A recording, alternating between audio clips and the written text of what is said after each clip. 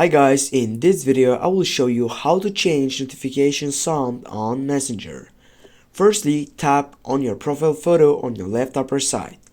Then you need just to scroll down and find for the third selection that says notification sounds on the settings preferences. Click on third selection, then you have also many options, but you need to choose the first one, the ringtone messenger. Right now you have the chance to change notification sound on your messenger.